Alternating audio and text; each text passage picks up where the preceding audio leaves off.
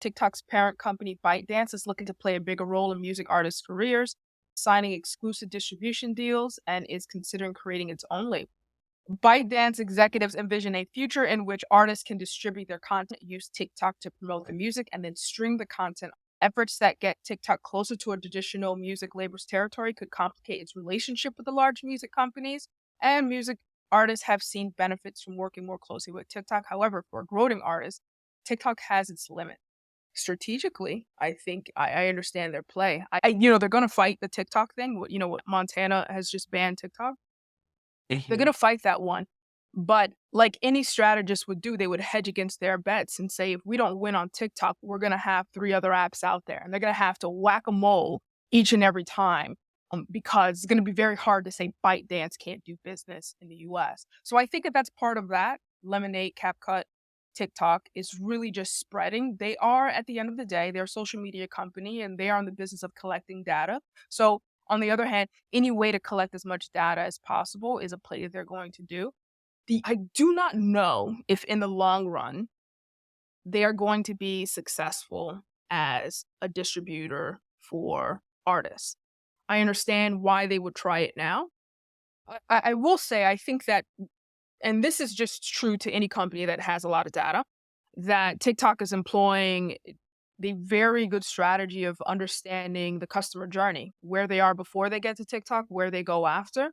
And they are capitalizing on their ability to say, we have influencers who are prompting people to buy things. Why don't we just capture that business? And I think that that's the same thing that the same logic that they apply when they look for the adjacent agencies. As product managers, we always say, we capture this market. What's the next adjacent one to go capture? And I just think that they have owned this kind of adjacent capturing really well, where they're looking at it and say, we have a lot of musicians who break here.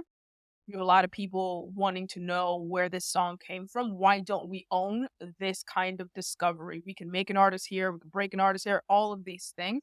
Um, I do not think this is going to work well in the artist's favor, just because it never has. You know what I'm saying? These kinds of distributor deals never has. TikTok's creator fund was an experiment, and not everybody did well on that. And I don't think that we're going to see anything different here. Will there be some very big splashy deals in the beginning? I'm going to liken this to the streaming wars. Everybody got into the streaming wars. They overpaid for all of the content. They go to Cannes Festival and they overpay. I think in the very first years, especially when Apple came out, they were record breaking acquisitions because you're bidding up. But today, no record-breaking acquisitions, no bidding wars are going on acquiring these films, and so I think the same thing is going to happen. In the beginning, just like Spotify and Joe Rogan, you're gonna pay the $200 million to get that content, and then you're gonna write it down. Where you're gonna go to the Obamas and pay an obscene amount for their content, and then the next season you're gonna cancel them, right? And say there's no ROI, so that's done. And I think the same thing is gonna happen here. You're gonna see some very big deals from artists, and then in a while, it's going to taper down. I wonder, here's a question. Do you think they're going to give deals to established artists or just up and coming? Who do you think they're going after? So first of all, I think most established artists already have like a clear business model. And so I'm not Right. sure that it would make sense for them, right? You don't think I they're think gonna it's do a going to be those up and Spotify, coming. Joe Rogan thing? No, I mean, because like only artists who consistently make money are like the Taylor Swifts and the Right. Adeles and the Beyoncés, right? And why would she go there? Right. Exactly. I mean, first of all, why would she do anything she don't like? None of them people have to do anything that they don't want to do, right? Maybe a Drake, just because Drake is always looking for a few extra dollars. Drake is like always like, if I can make another million, why wouldn't I? You know, like maybe he would do it. Don't know. But like everybody else is like, I'm good. I'm tired. Like I got family. I like to take vacations. But Drake is like, I'm looking for work. Okay. I think what ends up happening, that's what's interesting about this music thing. Because I do agree with you that chances are it won't be as lucrative as it possibly could be because companies have to make Their a profit. business. Like that's the thing. Like the business model has to make sense. But what I will say is that you combine it with the fact that perhaps if you're one of their exclusive artists, you somehow gain 10,000 more followers or 100,000 more followers or a million more followers.